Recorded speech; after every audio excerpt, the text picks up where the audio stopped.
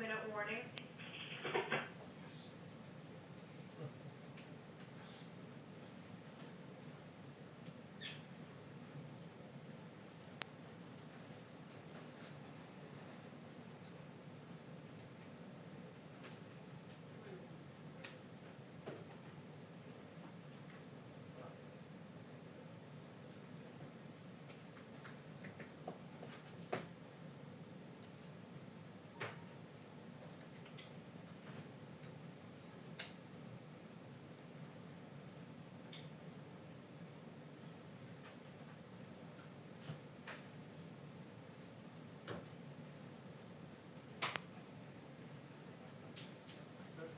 What's up?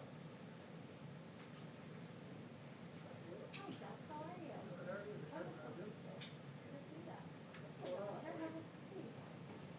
So many friendly faces. Friendly eyes anyway. Friendly eyes, Yes. I know, exactly.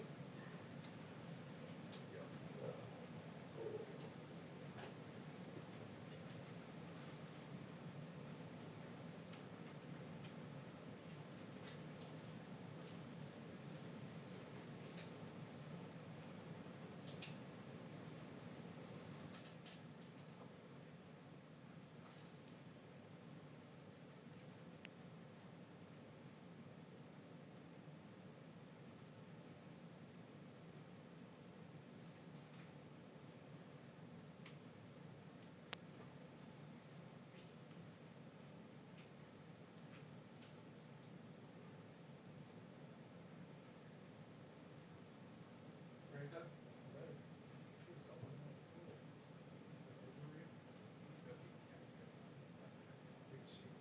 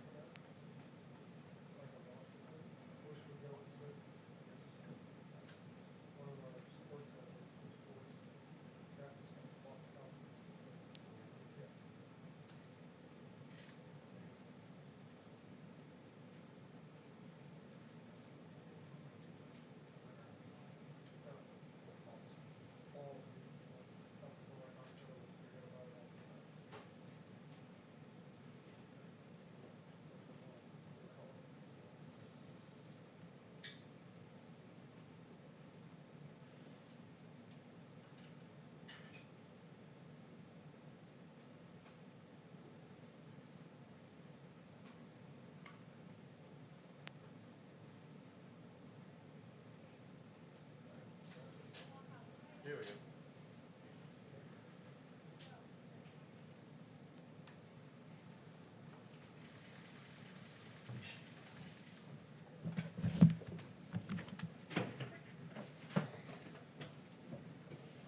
Hello, everyone.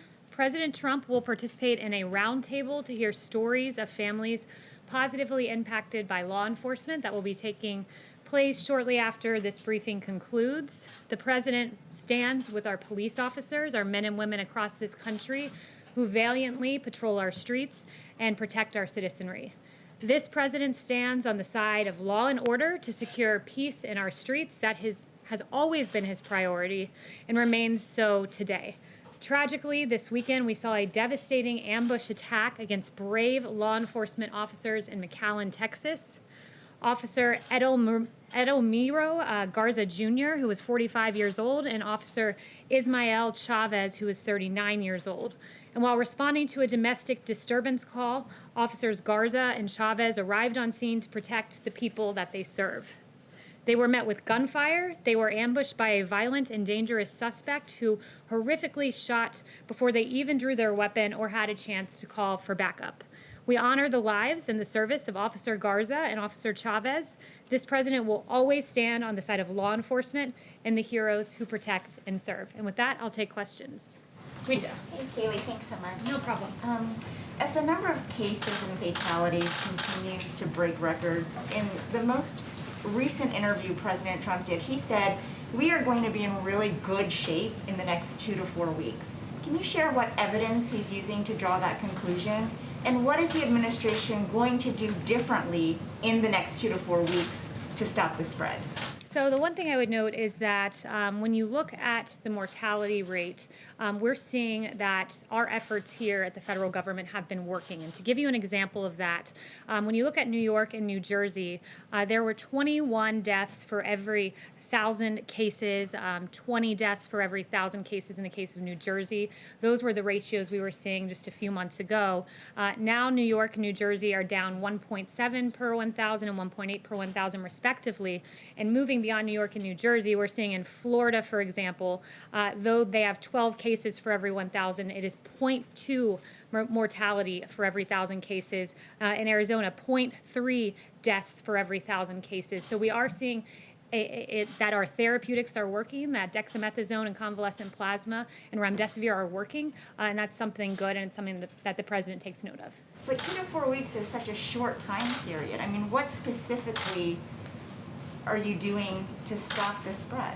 There's a lot, and I'm very glad that you asked that because it is worth highlighting the work that we're doing each and every day. For one, we're surging personnel to Arizona, Texas, California.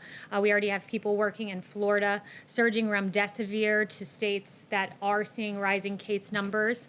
We're also surging testing supplies to decrease turnaround time. These are several action items that Dr. Birx briefed me on before coming out here.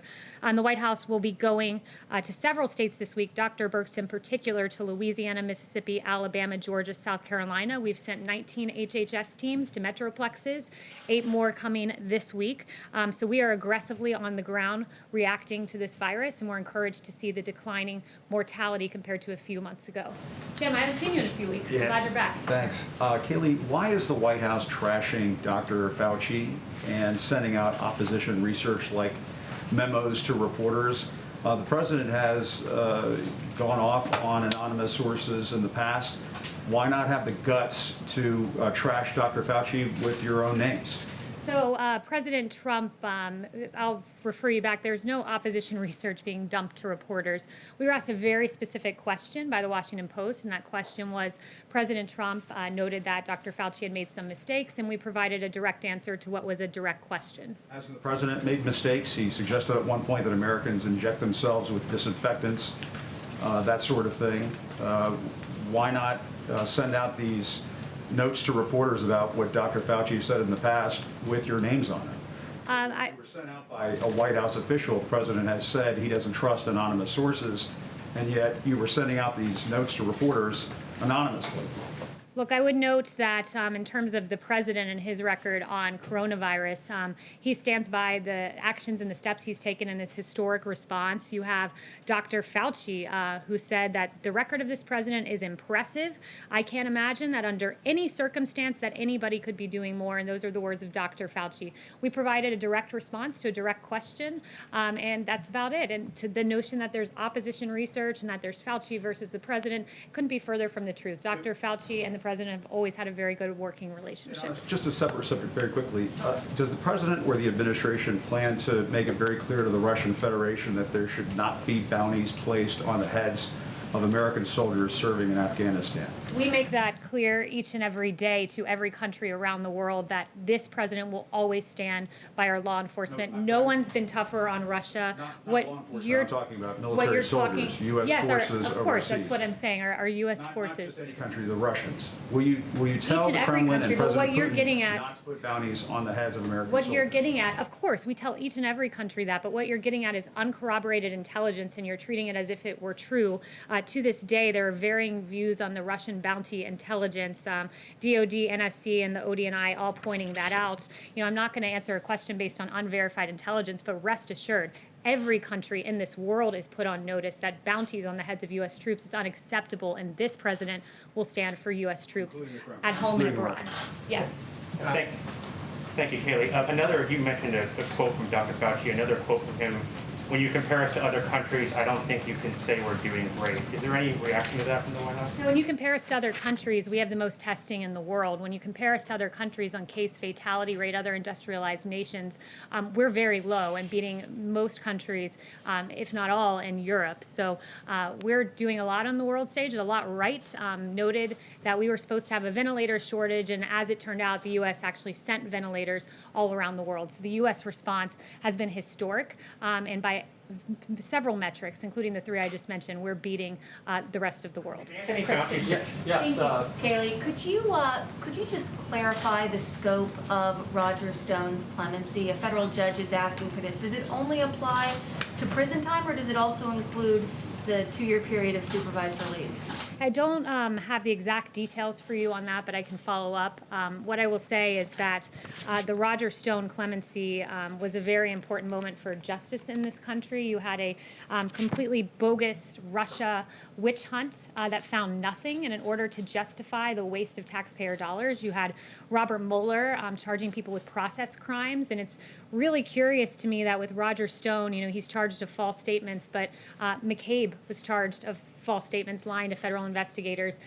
Brennan, false statements to Congress. Clapper, false statements to Congress. But last time I checked, they didn't have 29 FBI agents wearing tactical gear, showing up at their house in a pre-dawn raid, wielding M4 rifles, sweeping across their lawn, as happened to Roger Stone. They didn't have 4 agents using battering rams, breaking down their front door over false statements.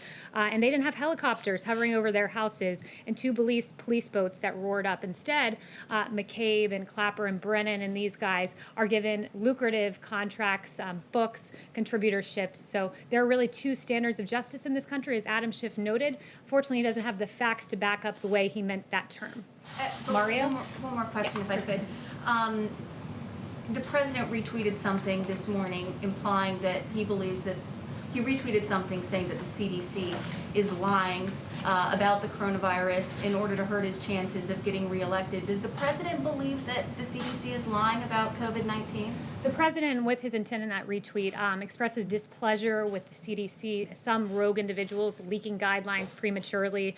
You had a 63-page plan that was leaked prematurely. He believes that that misleads the American public when there are planning materials released that are not in their fullest form and their best form. So that's what he was getting at. But overall, the notion of the tweet was to point out the fact that when we use science, we have to use it in a way that is not political. When you had 1,300 health experts sign a letter not to condemn large crowds of protesters, but some same health experts say churches need to stay shut down, or lockdown protests somehow don't get the same First Amendment rights as the protest that we saw in our streets. We need to use science, lean into science, but not use it and cherry pick it to fit whatever our particular political persuasion is. So he has Yes, confidence in the Mario. CDC? He does. Mario. Thank you, Kayleigh. Given what we're seeing in Florida with the cases rising, is the president anticipating a scaled-down version of the convention next month? And if so, is that something that he would be content with? That would be a question for the campaign, but we still plan to move forward with the convention here at the White House. But for particularities, I would point you to the RNC and to the campaign.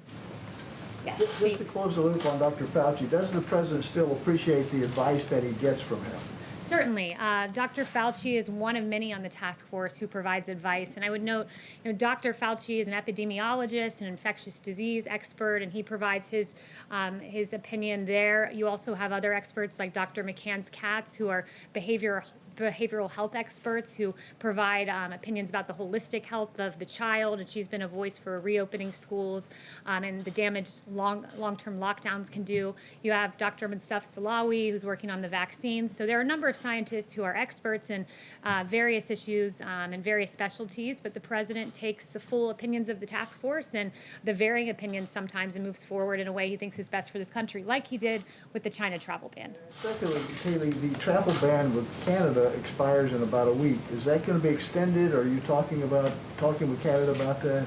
So no announcements now for our plans with Canada. Yes, Arizona has more new cases of coronavirus than any country in the world, more than the European Union as a whole. So isn't by that metric the United States not doing as well as other countries in handling this? No, because when you lead the world in testing, that means that you identify more cases. Deaths sort of starting to And rise. I would note, well, you talk about deaths. I can give you that particular information, which Dr. Birx gave to me before running out here, which is in Arizona, you have 17 cases per 1,000 population and 0.3 deaths per population, which means our therapeutics are working, and we're in a better place today than we were before. Kimberly Bird, a school teacher in Arizona, died, however, when she was following all the rules. She wore a mask, she wore gloves, she was teaching summer school, she got it, died. 2 other teachers got it and are ill. Her family, her husband, her daughter. I mean, how do you tell parents of school children that it's safe to send their kids back to school when something like that happens? Well, I would point you to the words of the CDC director who said children are not very affected by this and typically are not spreaders in this, but I would also point to the consequences of staying closed. We have to look at the holistic health of the child, and when you have, according to HHS, 1/5 of all child abuse cases being reported by teachers and educational staff, we cannot stay closed. When you have DC Family Child Agency talking about a 62% decrease in abuse cases being reported, you cannot stay closed. When even the AAP, American Academy of Pediatrics, talked about morbidity and mortality if schools stay shut down, and 70 to 80% of children with mental health diagnoses receive their care in schools. The consequences are grave if we stay shut down. And there's a way for essential workers to go back to work just as our meatpacking facilities did, just as you all in the media are essential workers. We believe our teachers are as well. Yes. Catherine. Thanks, Kayleigh. The administration has said that the goal of maximum pressure is to force Iran back to the negotiating table so we can get a better deal. Is that still the goal of maximum pressure? And in light of the reported new trade and military partnership between Iran and China, what evidence is there that the policy is succeeding? I have no information today to update you on our Iran relationship, which stays the same today as it has been. Yes, Daniel. Thank you. I have 2 quick questions. President Trump's former chief of staff, Mick Mulvaney, who still has a role in this administration, he said in an op-ed today that we still have a testing problem in this country and that he and his son have to wait for 5 to 7 days for results. If even President Trump's former chief of staff levels this criticism, doesn't that indicate we do have a problem with testing? Do you have a reaction to his op-ed? Yeah, our reaction is that we've tested, we lead the world in testing. We've done more than 40 million tests. That's an extraordinary number. Admiral Joie gave us an update yesterday that on Friday we did over 800,000 tests. We tripled, quadrupled the number of tests. This is his exact quote. We have, and we also have 12,000 retail test sites that are there, and we're surging testing in basically every specific county that's having a problem. And Dr. Birx was just walking me through pooled testing, which will be a way to process tests at an even faster rate. So leading the world in testing, I would say, means we're doing a pretty good job. Does the president have a reaction to the Washington Redskins dropping their name today? Yeah, it's a good question. I haven't talked to him since the specific announcement's been made. I have talked to him, but not specifically on that.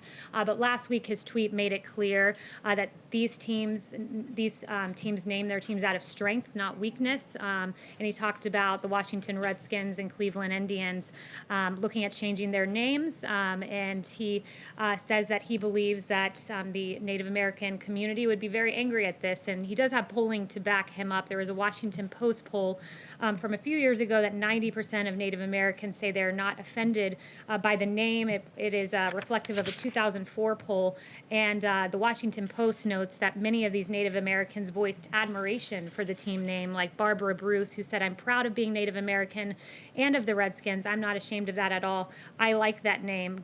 Gabrielle Nez, another 29-year-old from the Navajo community, "I really don't mind it. I like it." And there are several other comments like this in the Washington Post. Kayleigh. Thank you, Kayleigh. I have a question myself, and then as a principal, I'd like to ask a question from a news organization that can't be here because of social distancing. My question. In February, when he was in Las Vegas, speaking to Hope for Prisoners, the president said he didn't want to use his pardon power on Roger Stone because he thought he could be exonerated. That didn't happen, and the president commuted his sentence. During the same event, the president said that he might give a full pardon to John Ponder, a convicted bank robber who served his time, turned his life around, and started Hope for Prisoners. Is there going to be a pardon for John Ponder? And what about the more than 1,300 pardon applications sitting in the pardon attorney's office? Because there's talk now that people don't go to the pardon attorney's office, they go through the White House. Is that a good thing, or does it mean that only politically connected people can get pardons? So I have no update on John Ponder. It's absolutely not the case that only those who are politically connected get a pardon.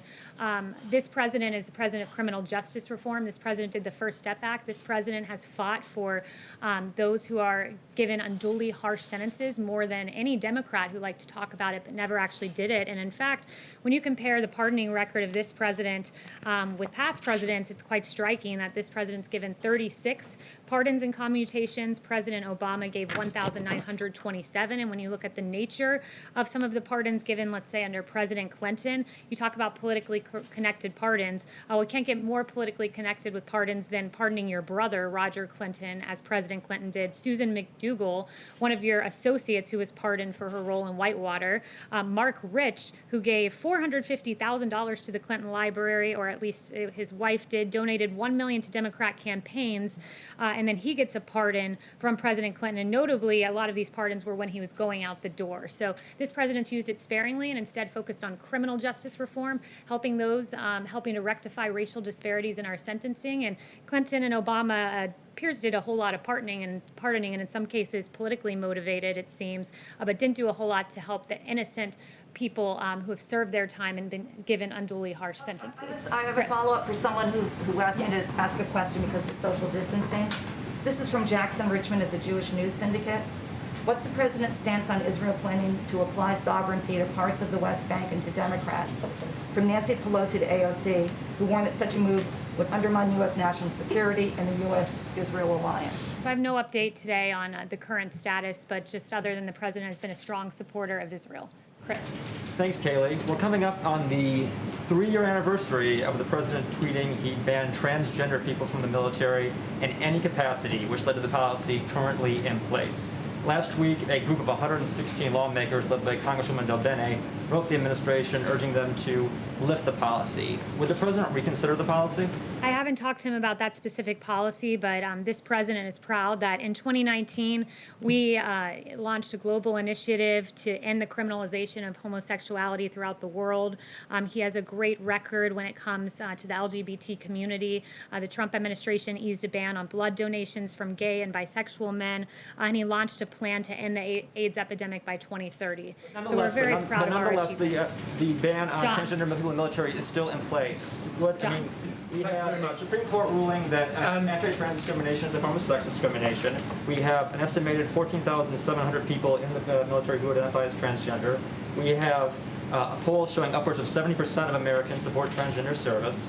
And we have major medical and psychological groups saying there's no problem with transgender people in the military. So what is the reason for having the policy currently in place? I have no updates for you, but several of the events that you cited, like the Supreme Court ruling, I would refer you back to Justice Kavanaugh, who said we are judges, we're not members of Congress. Instead of a hard-earned victory won through the democratic process, today's victory is brought about by judicial dictate. So we'll always stand on the side of correct statutory interpretation. Thank you. Yes. Kayleigh, thank you very much. Can you really say that the rise in testing accounts for the rise in the number of cases? because the percentage of those testing positive has risen sharply. Yeah, so I would say to this, as we've always said, that there would be embers, there would be fires. So we readily acknowledge the embers and the fires that are around the country, but we also note that it's logic, basic common sense. When you're testing more than any country in the world, you're going to identify more cases. We've tested more than 40 million. That means we will identify more cases. But when you see the fact that mortality has come down per thousand population in a way that it was not months ago in New York and New Jersey, it means that we have become very adept at our therapeutics and our ways of finding people in communities rather than in hospitals, catching things early, and moving forward in a way that we know how to aggressively attack this virus and keep the American Follow up with the travel ban. No. Just can I ask you on the travel ban? Sure. What is the rationale now for keeping people from Europe, Ireland and the UK from the United States when they have a fraction of the number of cases that you do in the US? The argument is we will always put America first. Chanel. Thank you, Kayleigh. If you will expand on the difference between this time last month and now when it comes to framing the discussion about law enforcement. Last month, the president hosted a law enforcement roundtable, and at that roundtable, he said that he would not support defunding police. And yet, 1 month later, we still have Democrat cities doing so, disbanding their police, defunding their police. How does the White House feel it should frame the debate now with regards to defunding the police so that a reasonable discussion can be had with these Democrat cities who are trying to do so? Yeah, it's a very good question. We know that in Los Angeles, when they announced that they would be defunding their police department by $150 million, they basically immediately after saw a 250% increase in homicides. When you have people out there like Representative Ilhan Omar saying we have to completely dismantle the police and police are our cancer, this is not how we should be talking about our heroes. You have, most egregious of all, really, Congresswoman Alexandria Ocasio-Cortez saying defund the police means defund the police. She criticized, of course, the announcement of $1.5 billion being taken down from NYPD. And this weekend, when faced with, there were 28 shootings in New York, 600% increase from this time last year. You have Representative Ocasio-Cortez saying this is just because people are trying to get food with their families. That is preposterous. The reality is 63% of Americans in this country fear that criticism of our police departments will lead to no public safety in their streets. And 69% of Black Americans, this is a real issue when you call our police cancer, when you talk about dismantling them. And then this weekend in New York, you see a 1-year-old killed in his stroller. His name was DeVell Gardner Jr., and that 1-year-old will be in our prayers. Not only that, you see Officers Garza and Chavez. And to your question about how we should talk about the police and defund the police, a movement the president stands against, the 2 officers ambushed this weekend. One of them, Officer Chavez's daughter, wrote a very touching tribute online. She said, "Words cannot describe the pain I'm in, but I'm glad my dad is at peace. You are an amazing man, and anyone who ever came across you knew that. I'm going to miss you so much. You died doing what you love most. You died a hero." And those touching words were written by Savannah Chavez. And I know she received vile and outrageous comments online that were absolutely atrocious for a touching sentiment to her dad. I want Savannah to know your dad is a hero. His police department should never be defunded because most of our police officers are good, hard-working men and women and heroes, much like Savannah's dad. We'll be praying for you, Savannah. Thank you, guys. Kayleigh, what is the administration hoping to do about those shootings in New York that you just mentioned?